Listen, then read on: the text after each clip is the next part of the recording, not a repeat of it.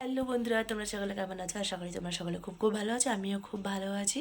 শুক্রবারের একটা নতুন ব্লগে জয়েস লাইফস্টাইলে তোমাদের সকলকে স্বাগত জানিয়ে এখন বাজে সকাল 6টা বাজে, কিন্তু এই 5:30টার দিকে উঠেছি।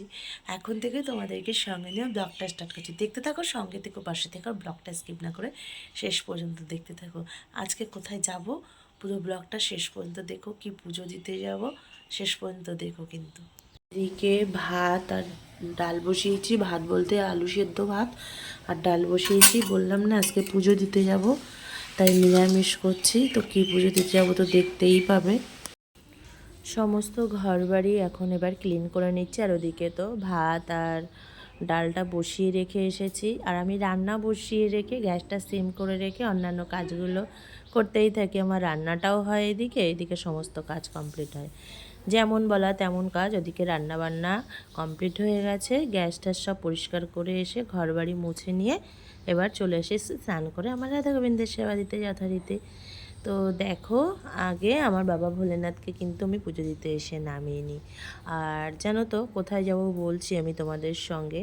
মায়ের বাড়ি, পাশের বাড়ি একটা জেঠি আছে, সেই জেঠির বাড়ি আজকে মনসা পুজো। আর জেঠিদের বাড়ি শ্রাবণ মাসের নাগপঞ্চমী তিথি ধরেই হয় পুজো, এটা আমি ছোটোবেলার থেকেই দেখছি।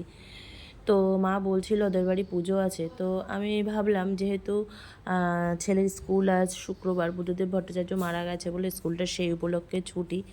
তো আজকে ছেলেকে নিয়ে যাব। এমনিও মায়ের খুব শরীর খারাপ, মার নার্ভের সমস্যা, আবার সেই ওখান থেকেই মা একটু ভুল বকছে, মনটা আর বাড়ি টিকছে না। তো দেখো, যেমন বলা তেমনই কাজ, চলে এসেছি ছেলেকে নিয়ে এই 9:35-40-এর দিকে মায়ের বাড়ি। এবার ওই জেঠিদের বাড়ি যেহেতু দুধ কলা দেবো আর আমি উপোস আছি, আর হলো কিছু ফল আনবো, তো আমি আর ছেলে চলে যাচ্ছি বাজারে। যথারীতি বাজারে চলে এসেছি। আর এটিএমে এসেছি কারণ এটিএমে এসেছি হলো মেয়েদের যে টাকা দেয় সরকার থেকে, তোমরা সবাই জানো, সেই টাকাটা আগের মাসে কিছুটা আমার তোলা হয়নি, সেই টাকাটা এই মাসের টাকাটা আমি তুলতে এসেছি।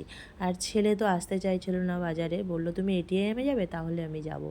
তো এটিএমে গেলে না ওই যে টাকা বেরোয় মেশিন থেকে, ও দেখে খুব খুশি হয়, খুব এক্সাইটেড হয়।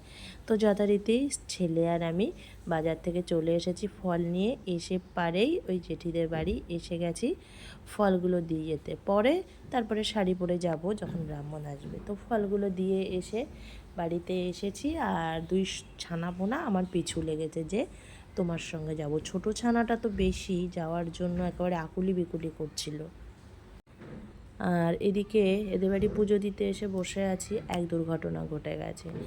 মা তো নার্ভের সমস্যা, মানে হাত পা খিঁচুনি হয়, দাঁত টাত লেগে যায়।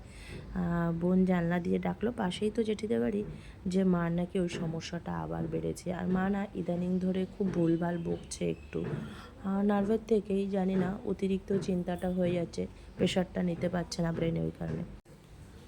আর এদিকে দেখো, ব্রাহ্মণের পুজোও দেওয়া হয়ে গেছে যথারীতি। আর আমি তো শনিবারে সকালে এটা ভয়েস দিচ্ছি, প্রচণ্ড মেঘ ডাকছে আর বাইরে কিন্তু প্রচণ্ড বৃষ্টি হচ্ছে। তো যথারীতি বাড়ি এসে নিরামিষ মা বরবটি আলু ভাজা সয়াবিন রান্না করেছিল, খেয়ে নিয়ে মাকে ডাক্তারবাবুর কাছে নিয়ে গেছিলাম। মা তো যাবে না, ভুলভাল বকছে, আমি যাব না, আমার কি হয়েছে। তো চলো বন্ধুরা, আজকের ব্লগটা এই পর্যন্ত।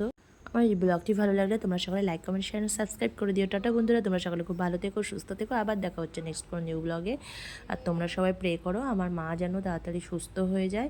আর আমি প্রে করছি মায়ের কাছে, তোমরা সবাই খুব ভালো ও সুস্থ থেকো কিন্তু।